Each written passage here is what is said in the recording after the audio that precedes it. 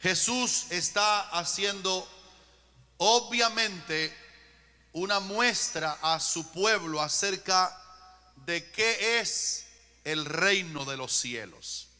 Ustedes saben que el reino de los cielos es una esfera en la cual Dios se mueve. El reino de los cielos es el lugar donde el rey tiene gerencia. Donde quiera que haya un reino, allí hay un rey. Y antiguamente, cuando los hombres hablaban del reino de los cielos, hablaban de algo sumamente lejano y que no tenía que ver nada con esta esfera terrenal en que la iglesia se encuentra. Pero Cristo dijo una vez: el reino de los cielos está entre vosotros. En otras palabras, Dios ha traído su reino a esta tierra. La esfera celestial, el tercer cielo, no es el único lugar en que Dios ejerce influencia, no es el único lugar en que Dios está. La Biblia dice que el cielo es su trono, el trono de un rey, y que la tierra es el estrado de los pies de Dios. Por eso, cuando Cristo vino al mundo, la gente lo comenzó a conocer como el rey. Desde que el Señor estuvo aquí en el nacimiento, los magos llegaron del oriente, hablaron de este reino y preguntaron diciendo: ¿dónde está el rey de los judíos que ha nacido, se ha encarnado? Sin dejar de ser Dios, se hizo hombre. La maravilla de la encarnación para dar a Cristo el título de la única persona que tiene dualidad de identidad. Él es el todo Dios y Él es el todo hombre. Y Él fue preguntado como el rey de los judíos que ha nacido, porque la estrella guiadora para la adoración de ese rey los había tomado en el oriente y los había guiado a esos sabios hasta la ciudad de Belén, donde había nacido el dueño, el gerente, el rey, el príncipe de la casa de David, el descendiente principal del trono davídico, para darle cumplimiento a aquella promesa que el Señor le hizo un día al rey David, que su trono sería firme para siempre. Cuando estamos esta mañana en la iglesia, no tenemos que sentirlo para saber que Dios está con nosotros. La fe no es un sentimiento. La fe no es un erizo que me da cuando Dios me toca. La fe, la presencia de Dios no es una cosa que siempre tenemos que sentirla, mas el justo vivirá por fe. Algunas veces Dios prueba nuestra fe cuando hay ausencia de evidencias de que Dios está. Pero la palabra del Señor escrita es la base de nuestra fe. Y por eso hombres de la Biblia dijeron: no importa si la higuera no florece, si en las vides no hay fruto, si no hay olivos, si no hay vacas en los corrales, no importa que no haya ninguna evidencia a mi orilla de bendición, la fe me hace saber que yo puedo alabar al Señor en todo tiempo. ¿Cuántos dicen aleluya por eso? Por eso es que la esfera del reino de los cielos fue traída aquí. Y aunque no sintamos al Señor, ese versículo tan grande de los Salmos que dice: aunque yo ande en valle de... ¿Lo puede repetir conmigo? Aunque ande en ¿qué? En valle, la gente lo dice mal, dice valle de sombra y de muerte. No es valle de sombra y de muerte como dice. Aunque yo ande en valle de sombra de muerte, cuando estoy en la parte baja de la vida, cuando las emociones no son las mejores, cuando yo no percibo que Dios está conmigo, cuando camino aparentemente por la parte de no sentir nada de Dios, y el valle, la profundidad de la prueba, es un valle que la muerte parece ser mi vecino más cercano. Cuando los cristianos también le acontecen batalla, también le acontecen prueba.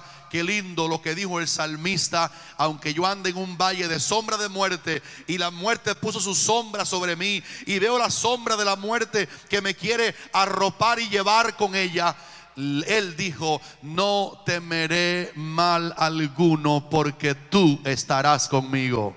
La presencia de Dios con su pueblo es una manifestación en esta tierra del reino de Dios. Esa promesa de Cristo en Mateo 28, cuando Él dijo: y he aquí yo estoy con vosotros, dígalo fuerte, todos los días y hasta el fin del mundo. Dios no es una persona lejana a nosotros. El reino de los cielos, el reino de Dios, el ambiente en el cual Dios se mueve, está entre nosotros.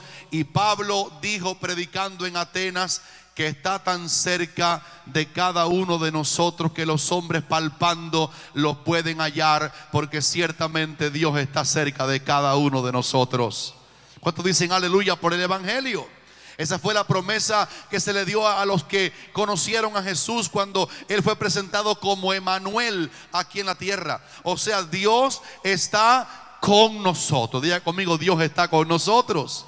Te lo puedes disfrutar aquí en la iglesia, a Dios. Lo puedes disfrutar en tu carro, a Dios. Lo puedes disfrutar en tu casa, a Dios. Porque Cristo está comparando el reino de los cielos con lo que se hace en una esfera terrenal, en que están en la tierra trabajando los siervos de ese rey que está en el cielo. En otras palabras, Cristo se fue lejos. La persona de Cristo, la segunda persona de la divina triunidad, está en el cielo.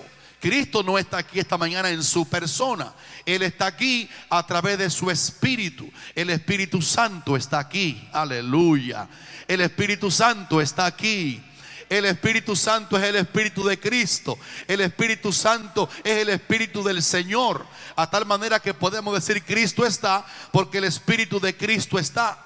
Pero la segunda persona de la Trinidad está allá en el cielo, sentado a la derecha del Padre, porque el Padre lo exaltó hasta lo sumo y le dio a Él un nombre que es sobre todo nombre, para que en el nombre de Jesús se doble toda rodilla. Ese es el reino de Dios.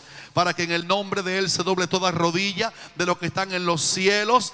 Pero miren hasta dónde llega el reino de los que están en la tierra. Y miren hasta dónde gobierna el reino. Y para los que están debajo de la tierra. Y toda lengua allá, acá y en otra esfera confiese que Jesucristo es el Señor, para la gloria de Dios el Padre. Denle un aplauso si puede a ese rey que está en el cielo. Qué lindo, ¿verdad?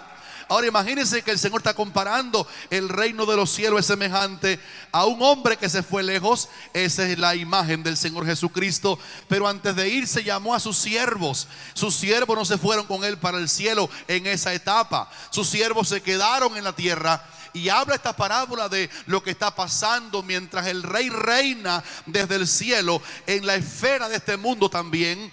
Y qué pasa con los siervos del Señor que todavía estamos aquí en la tierra. Hay siervos del Señor aquí esta mañana en la tierra. Levanten la mano los que se consideran siervos y siervas del Señor aquí en la tierra. Tú y yo estamos aquí en la tierra. No estamos todavía completamente en el cielo. Espiritualmente por fe estamos sentados en lugares celestiales con Cristo, pero estamos todavía en esta tierra. Y la parábola habla de lo que pasa en la tierra, gobernado por el reino de los cielos. Y yo quiero decir esta mañana, hermano, que una de las evidencias más grandes de que el reino de los cielos, el reino de Dios, está aquí en la tierra funcionando, está en el cielo funcionando, está en todas las esferas de Jehová es la tierra y su plenitud, el mundo y los que en él habitan. Es que por 2000 años la iglesia del Señor ha subsistido. A pesar de la más férrea persecución, el reino de los cielos se ha mantenido de pie por la misericordia del Señor. Ese himno que no cantamos aquí a veces, queremos cantarlo un día. Tronos y coronas pueden perecer, pero de Jesús la iglesia fiel habrá de ser. Cristo está reinando allá en el cielo. Aquí tiene su reino. En el cielo lo tiene. Los ángeles lo adoran. En esta esfera lo tiene. Sus siervos que estamos todavía aquí. Esto que ustedes hacen de venir para adorar al Señor es servidumbre al reino. Lo que hacemos en el campo misionero. Sus siervos en la tierra sirviendo al Rey del cielo. La esfera grande del reino de Dios también está con nosotros. Ahora, yo quiero darles 5 características primeras de lo que el Señor está enseñando en esta parábola, para que lo podamos juntos rumiar, lo podamos comer en el día de hoy. La primera cosa que la parábola enseña cuando la leemos así superficialmente es que Dios no nos ha salvado solo para salvarnos. En otras palabras, quiero decir, no me ha salvado solo para darme un regalo que yo no pueda compartir. Dios no tiene un propósito únicamente de salvarme y que me quede salvado y hasta ahí.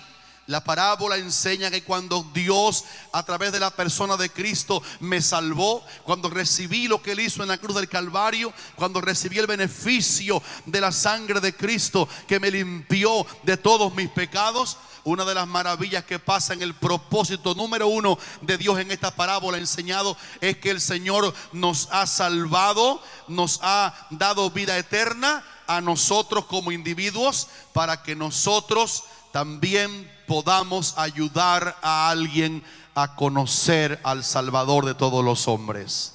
En otras palabras, Él me salvó para que yo me constituyera en un siervo que ayude a otros a conocer al Cristo que me ha salvado a mí. Entonces la parábola está enseñando cabalmente que hay un propósito más allá de solamente ser salvo. El Señor me ha salvado para que yo comparta mi salvación con otros. Y eso es servir al Señor. Usted quiere un trabajo más digno en el reino y en la servidumbre de los siervos ante el Rey, que llevar a otros la noticia que nos alcanzó a nosotros.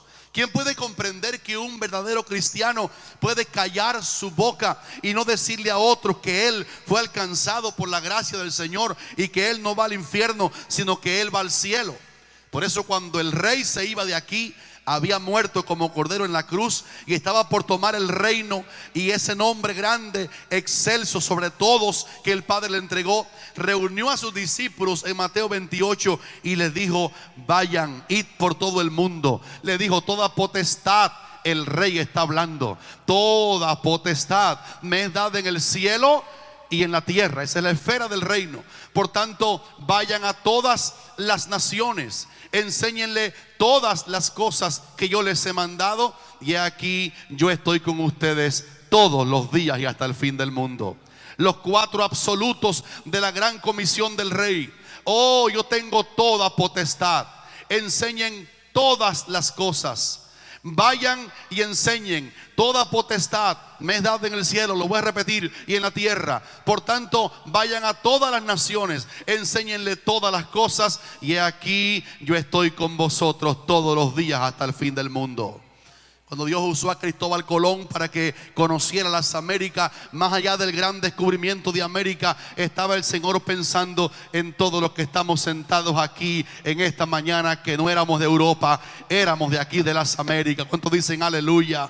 Aquel Colón con poquito conocimiento real del Evangelio, con una fe todavía distorsionada, un hombre de ascendencia judía, fue tomado por Dios para mandar en aquellas barquillas rústicas de la época a atravesar el Atlántico, porque la gran comisión del Rey era que toda la esfera del cielo y de la tierra conociera, porque alguien se lo dijera, porque un siervo lo comunicara, que Jesucristo puede salvar al más vil pecador, y como dijo Pablo, de los cuales yo soy el primero.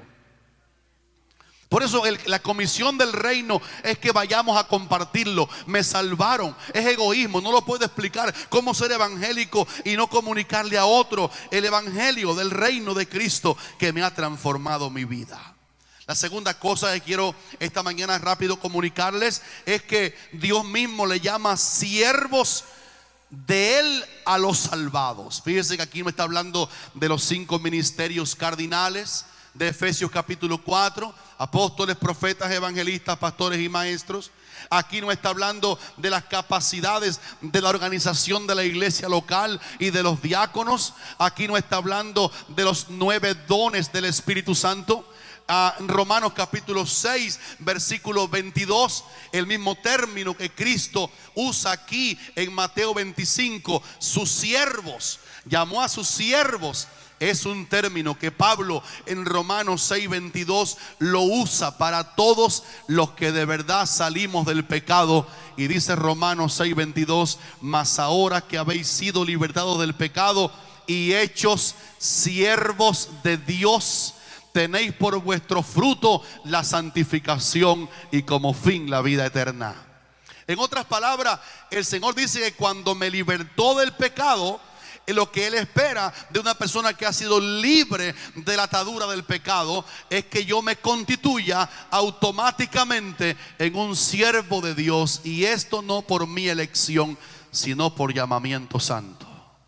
La Biblia dice que los que han sido libertados del pecado han sido llamados automáticamente a ser siervos del Señor. Por eso cuando usted lee en la parábola que esta mañana estamos escudriñando un poquito la palabra siervos, está hablando no de algunos en la iglesia, no de algunos eminentes hombres o mujeres que Dios haya usado otrora o hoy. Está hablando de hermanos cristianos sencillos, hermanos miembros de la iglesia, lavados con la sangre de Cristo, a quienes el Padre los ha salvado para que sean siervos de Dios. En otras palabras, todos los que estamos aquí podemos ser salvados. Si hemos sido salvados, tenemos identidad divina de ser siervos del Señor.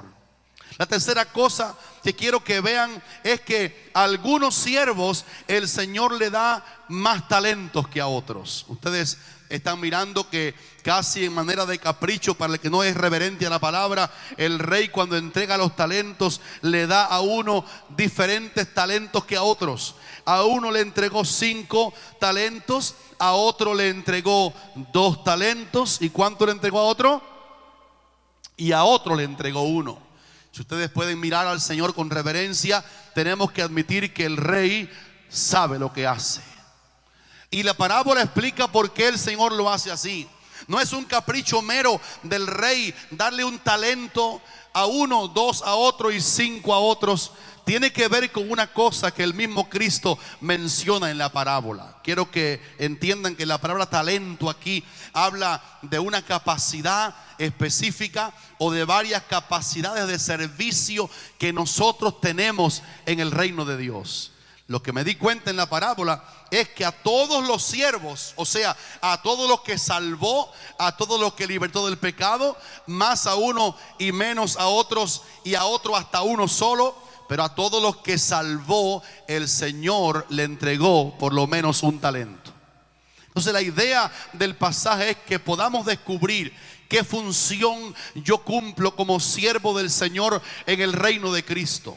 Posiblemente hay algunos talentos que parecen minimizados ante otros. Algunos ven con error y dicen, bueno, yo quisiera enseñar la palabra con facilidad, pero no fue a eso a que me enseñó, a que me llamó el Señor a mí. Pero usted tiene algunas capacidades que son importantes también y que yo no las tengo.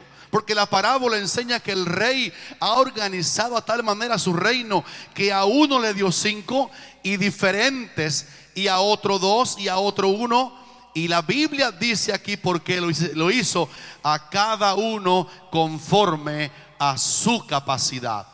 La palabra capacidad es muy importante en la recepción de los talentos. Nosotros mismos no sabemos cuánta capacidad de recepción tenemos de los talentos. Voy a volver a hacer hincapié en talentos. Talento puede ser cantar. Talento puede ser declamar una poesía para el Señor. Diga amén si lo recibe. Talento puede ser predicar la palabra. Hermano Manay dice que predicar la palabra es un, ¿cómo tú dices, Manay? Es un don de Dios. El don de la palabra, el don de poder hablar en público, es un don que el Señor da. Ninguno lo tiene porque lo estudió. El estudio perfecciona, y es tan importantísimo superarse para que el talento brille, para afilar la espada. Como dijo Salomón, si el filo se embotare, hay que añadir más fuerza al cortar.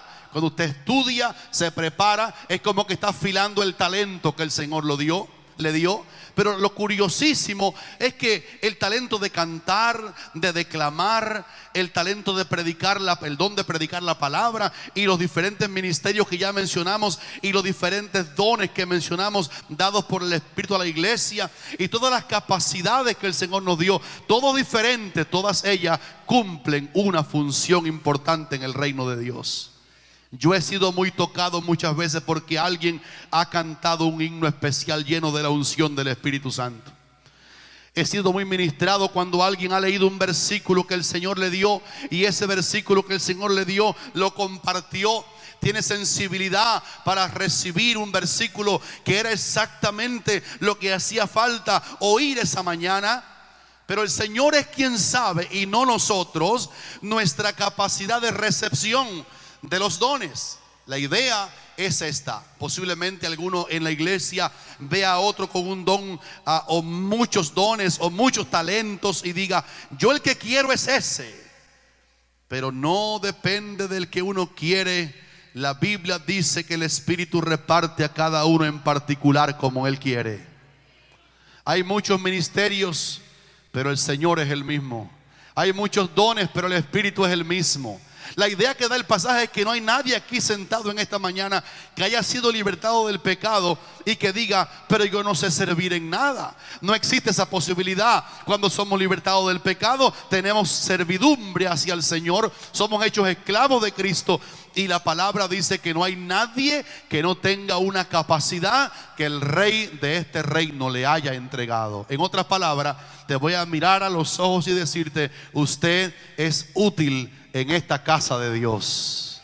Usted hace una función hermosa. A veces la función de consolación la menospreciamos, pero una mano puesta por el hombro, una persona que sabe consolar, puede levantar a un muerto desanimado que cree que hasta ahí llegó, y viene aquel que tiene un don de consolación y dice: hermano, toma este versículo que el Señor me dio para ti. No temas ni desmayes, porque Jehová tu Dios estará contigo en donde quiera que vayas. ¿Cuántos dicen aleluya? Dice Pablo, incluso hablando de las capacidades diferentes, ahora en la imagen, en la metáfora del cuerpo de Cristo, que los miembros del cuerpo en la iglesia que parecen más débiles son los más necesarios. ¿Qué sería de la iglesia sin los intercesores, que tienen una carga puesta por el rey? Es un talento que el rey les dio para interceder. ¿Serán influyentes en la iglesia del Señor? ¿Serán importantes en la iglesia del Señor? La gente que ora, la gente que clama. Algunos de ustedes se han levantado 3 de la mañana de su sueño sin despertador, porque a esa hora el Espíritu Santo les colocó una carga adentro por alguien. Y usted dijo: es una locura, es un sueño. Cada vez que tú sientas eso, levántate. Si el Señor lo pone en tu corazón, a la hora que sea, y clama, aunque no conozcas a la persona, o sí, porque de alguna manera el Señor te está usando en el cuerpo de Cristo, porque la intercesión mueve los cielos, mueve la mano de Dios. Alábele si puede en esta mañana. Ahora, yo voy a llegar a este punto. Dice: a cada uno según su capacidad. Aquí no habla de grado escolar secular. No se refiere para nada este versículo, que el Señor dio 5 talentos y dio 2 y dio 1 a cada uno según su capacidad. Este versículo no quiere decir nada de grado de escolaridad. Hay personas que no saben leer ni escribir, pero son sabios en Dios. Y hay personas universitarias que son necios. Algunos en Corinto, la iglesia afectada por la cultura griega, la cultura de la sabiduría, decían: ¿cómo es que se van a levantar los muertos? ¿Con qué cuerpo vendrán? Y aquellos griegos sabios, Pablo le dijo: necio, lo que tú siembras no se vivifica, sino muere antes. Corinto, una ciudad afectada por la cultura de la sabiduría, tenía gente necia en la iglesia. Y Pablo dijo: los sabios del mundo, los necios del mundo, lo escogió Dios para avergonzar los sabios, para que nadie se jacte en su presencia. ¿Cuántos dicen aleluya? Quiero mirarte a los ojos y decirte en esta mañana: el Señor te va a dar una capacidad de administración del talento que Él te ha dado. ¿Sabe una de las capacidades muy importantes del talento que Él te ha dado? Que cuando el talento de Dios que el Rey te dio comience a funcionar en ti, tú puedas administrarlo con humildad. Si alguien se enorgullece del talento que el Señor le ha entregado, si alguien siente de alguna manera que él es prepotente, que él es muy importante como persona por los talentos que tenga, ya sean 5 o 2, y dice: yo soy una persona muy importante porque a mí el Señor me quiso dar más talentos que a ese hermanito. Usted no tiene capacidad. Obviamente el Señor no le va a dar 5 talentos sin capacidad de administración, para que todo el talento redunde a la gloria de Dios. Para cuando el Señor te use, diga: Señor, el talento no lo compré yo, el talento no es mío, el don no fui yo quien lo adquirí, el don vino de ti, el talento me lo dio el Rey, por tanto aquí lo tienes para la gloria de tu nombre. ¿Cuántos dicen aleluya por eso? A cada uno conforme a su capacidad fue que el rey dio el talento. La cuarta entrega de lo que la parábola enseña así superficialmente es que la entrega de talentos equivale a una gran responsabilidad. Cuando usted acaba la parábola que leímos hasta el final, se da cuenta que tener talentos, ya sean 5, ya sean 2 o 1 incluso, hace al que recibe el talento tener una responsabilidad. Somos responsables por el talento que el Señor nos ha entregado a cada uno de nosotros. Yo creo que ustedes saben que el apóstol Pablo fue uno de los hombres que más talento recibió. La evidencia de su ministerio en Hechos de los Apóstoles revela que Pablo tenía los 5 ministerios cardinales y los 9 dones del Espíritu estaban con él. Era un hombre totalmente equipado para la obra del ministerio. Pero miren cómo Pablo era responsable de lo que había recibido. Él decía lo que dijeron aquí esta mañana: no soy yo, sino es la gracia de Dios. Siempre responsable, porque la gloria se la lleva el Señor. Y después Pablo decía a los romanos, a griegos y a no griegos, a sabios y a no sabios, soy deudor. En otras palabras, yo tengo un regalo que el Señor me dio, pero no lo quiero como un búcaro de flores para adornar mi vida. No lo quiero como un trofeo de cuán grande es Pablo. Él decía: yo quiero pagar la deuda que tengo con la gente, de darle a otros lo que el Señor me ha dado a mí. Si el Señor levantara en Estados Unidos hombres como Pablo, que pudo decir desde Jerusalén y por los alrededores hasta Ilírico, todo lo he llenado del evangelio de Cristo. Si nuestras vidas fueran impregnadas de un sentido de responsabilidad, ¿qué estoy haciendo del talento que Él me ha dado? ¿A dónde estoy colocando la capacidad que Dios me dio? Hermano, yo he visto en la historia de mi corta vida por la tierra todavía a gente que tienen estancado el talento, como que no lo están administrando con responsabilidad. Y el Señor pide cuentas a los siervos a quienes le da el talento, porque hay una responsabilidad en los talentos que el Señor nos está entregando. Hay 2 responsabilidades, quiero que sepan que el pasaje lo dice. La primera responsabilidad es multiplicarlo. Ustedes leyeron que el que recibió 5 talentos, ¿qué hizo con ellos? La Biblia dice que fue con los 5 que el Señor les entregó y negoció con ellos. ¿Imaginan cómo lo hizo aquel hombre? Tomó las 5 capacidades o tomó las 5 minas. En esta parábola está hablando de algo físico, pero con una aplicación espiritual, obviamente. Y le entregó 5 capacidades. Dice que fue con ellos y negoció con esos 5 talentos. Porque la primera responsabilidad que el Señor nos da es que multipliquemos nosotros los talentos que el Señor nos ha dado. Y eso está aquí en el pasaje incluido. Y sabe que lucha contra la tendencia nuestra, porque la tendencia nuestra es a perder. Ayer yo tenía talentos, pero hoy no. Ayer predicaba con fervor, pero hoy no. Ayer yo me moví en el campo del Espíritu para sabiduría bíblica. Ayer oré por los enfermos y fueron sanados, pero ya hoy no. No sé cuántos han encontrado gente que tienen una historia de talentos viejos, pero que hoy no lo están usando. Y sabe que una responsabilidad de los talentos, del que recibe talentos del rey, es que no se queden con la misma cantidad que tienen, sino que usando, y aquí está una ley del reino de Dios oculta muchas veces en las iglesias, que se llama en la Biblia la ley del uso. La teología enseña que hay una ley del uso. Estos 5 talentos el hombre los tomó y con ellos negoció. Posiblemente compró una tienda con los talentos que le dieron. Imaginen cualquier cosa para multiplicar con el talento. Con los 5 los usó y los invirtió quizás. Y cuando los invirtió, le sacó un dividendo mayor al negocio que la inversión que tenía al principio. Y la parábola enseña que el Señor tiene el propósito de darnos salvación para que seamos siervos, para darnos talentos diferentes en cantidad y tipo a cada uno, pero que lo podamos multiplicar y duplicar, que es lo que aparece aquí en la parábola. Deje ponérselo en contexto.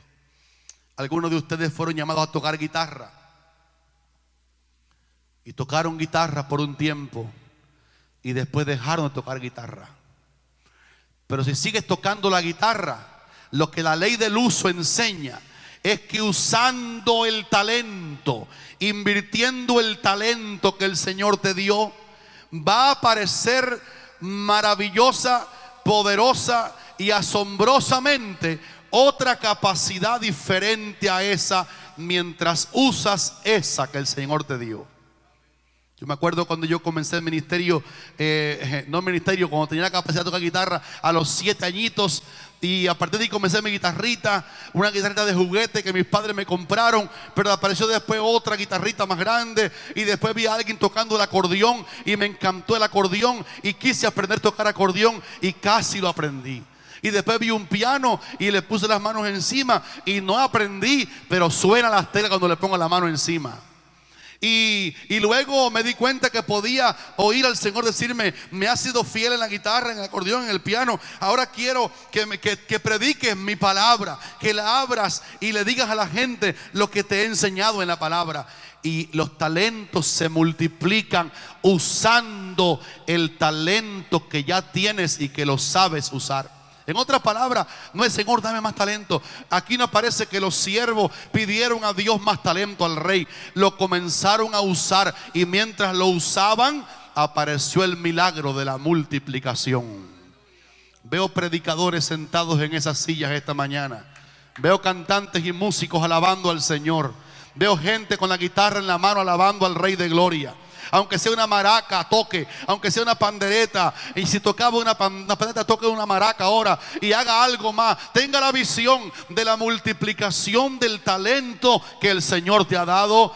Porque si lo haces, estás cumpliendo el propósito de Dios en tu vida. Y la segunda responsabilidad, en el punto 4, es la responsabilidad de darle cuenta un día al rey. ¿Nos va a llamar el rey a cuentas? Al final de la parábola dice que el rey que dio el talento y se fue, al cabo de mucho tiempo regresó y llamó a los 3 que ilustran esta verdad sagrada de un contenido tan espiritual aún para la iglesia. Dijo: vengan, quiero arreglar cuentas con ustedes. Y apareció Roberto Martínez delante del rey, que ya cantaba bonito, y como él dice: ahora manejo también el banco. ¿Cuántos creen que manejar el banco con una sonrisa como él lo hace es un talento que viene de Dios? Y ser paciente con los hermanos que se van a subir y con los que le llegan tarde a la casa, y él dice: estoy esperando aquí y me sacas de quicios. Y el hermano Roberto, con una sonrisa de cumpleaños y de amor, los recibe en la puerta. A los que no pueden subir, los sube, le ayuda a montar el pie. Eso no pasa con Armando porque es joven, pero a los que no pueden hacerlo, él lo hace. Manejando el van, cantando la alabanza del Señor, discipulando, llamando por teléfono a un hermano para animarle en su fe. Los que trabajan en la unidad del cuerpo de Cristo, para que seamos siempre una iglesia unida en el Señor. El Señor quiere darnos a nosotros el don de la multiplicación. Levanten la mano derecha y digan: yo recibo el don de la multiplicación. Se va a desarrollar el don que el Señor te dio. Yo lo profetizo en esta mañana por la Biblia. El don se desarrollará. Recíbalo con un amén. El talento se desarrollará. Lo que Dios te dio lo vas a multiplicar para su gloria, en el nombre de Jesús. Y la última cosa es que el Señor pidió cuenta. Ustedes saben lo que pasó cuando pidió cuenta, ¿verdad? El que recibió 5 dijo: Señor, 5 talentos me entregaste. Aquí tienes. Diga conmigo fuerte: aquí tienes, Señor. ¿Quién dio el talento? Dígame fuerte: ¿quién lo dio? Dios, el Señor lo dio. ¿Quién lo administró? Su siervo. Nosotros lo administramos. ¿Y quién lo usó? Nosotros lo usamos. Pero el mismo que dio el talento y nos puso a usarlo para multiplicarlo es el Dios de quien al final es el talento. Imagínese que usted pueda un día llegar delante del Señor y decir: Señor, yo no fui una persona famosa, porque los famosos no son realmente los más importantes en el reino de Dios. Pero aquí hay una palabrita escondida a la hora de dar cuenta, que me lleva al punto último de esta mañana. Cuando el rey le dijo a los que le entregó el talento, lo administraron cada uno a su manera. 2 de los 3 lo hicieron bien y 1 lo hizo mal. Y a los 2 que lo hicieron bien, recibieron el talento, lo usaron a tal manera que lo multiplicaron. Cuando llegó el rey, dador del talento, que a la vez es el juez, y pidió cuentas, el rey los vio en fidelidad, vio los 10 en vez de 5, vio los 4 en lugar de 2, y a esos 2 buenos que usaron la capacidad y que usándola se multiplicó, el rey le dijo una palabra que para mí es grande hoy. Bien. Diga conmigo fuerte, bien. Casi no los oigo, diga fuerte, bien. Buen siervo y fiel. Sobre poco has sido fiel, sobre mucho te pondré. Entra en el gozo de tu Señor. Qué calificativo tan lindo cuando uno usa lo del Señor y vamos a darle cuenta un día y diga: mira, Señor, yo no fui un famoso, eso no es lo más importante, repito, pero yo la capacidad que me diste, en el área que me la diste, en la esfera en que yo pude hacer algo por tu obra, yo trabajé con eso, multipliqué lo que me diste y pude ganar un alma para Cristo. Pude sacar a un hombre del bache, regresar a un apartado al camino de la fe. Aleluya. ¿Cuántos dicen aleluya? Pude levantar un ánimo de un cielo. Mira, ustedes no fueron a Cuba, fueron nada más de aquí María y yo y mis padres, los 2, y Ezequías, los 5 metidos aquí en un carro aquello terrible, lleno de paquetes. Pero cuando ustedes dieron su ofrenda, ustedes llegaron hasta allá con su ofrenda de consolación.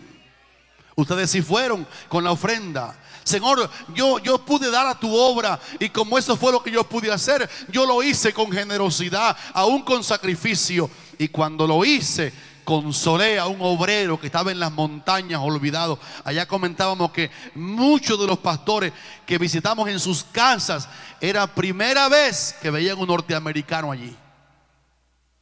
A lugares que nadie va, a lugares inhóspitos, con una pobreza, y el Señor lo calificó así: usaste el talento y porque lo usaste se multiplicó.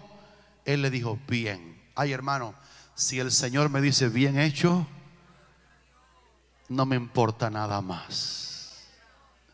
Y después le dijo: buen siervo. Qué calificativo más lindo. No solamente has trabajado como mi esclavo en la bendita servidumbre de Cristo, sino que eres de los siervos buenos. No por la capacidad intelectual que tenías, sino porque trabajaste con lo que te di a hacer. Y también eres fiel. Si el Señor me dice: bien hecho, eres buen siervo y eres fiel, yo no quiero más nada. Yo no quiero más halagos de nadie. Yo no quiero que nadie me dé ninguna ofrenda. Si el Rey de Gloria un día me dice: bien, buen siervo y fiel, si me logra decir eso, me saqué la lotería del cielo. Y mira lo que le dijo: sobre poco fuiste fiel. Yo quiero decir, hermano, ya voy a acabar, que es desanimante ser fiel en lo poco. Qué lindo ser fiel en lo grande. Pero el reino mira las cosas con el mismo lente que se mira aquí abajo. Yo a veces miro las mega iglesias y yo las bendigo. Pero el trabajo que tú haces en anonimato, en tu área pequeña de trabajo, aleluya, el rey lo está calificando como buena. Y yo quiero decirle, hermano, esto para acabar ya. Déjenme ver si es verdad que termino. Entra en el gozo de tu Señor, en la recompensa que nos van a dar. Está aquí a los siervos salvados del pecado, a los que multiplicamos el talento, a los que estamos dispuestos a hacer algo por la obra del Señor, aunque sea en áreas muy pequeñas de acción. El Señor te va a decir: la recompensa que tengo para ti es calificarte como bien hecho, calificarte como buen siervo, calificarte como un fiel. Y ahora entra en el gozo de tu Señor. Este es un mundo de tanta tristeza y de tantas lágrimas que llorar, que Cristo presenta la recompensa a los siervos, la mejor recompensa, como entrar en el gozo del Señor. Hay un versículo que yo le he exprimido así con todo el sabor, le he sacado el jugo para mí nada más, que está en Apocalipsis 21:4. Enjugará Dios toda lágrima de los ojos de ellos. Ya no habrá muerte, ni más llanto, ni más clamor, ni más dolor, porque las primeras cosas pasaron. ¿Cuántos dicen aleluya? Entra en el gozo, entra en la esfera. Sea aquí un gerente conmigo. En el reino de los cielos también habrá jerarquías y responsabilidades, pero todo eso es menos que entrar finalmente en el gozo del Señor.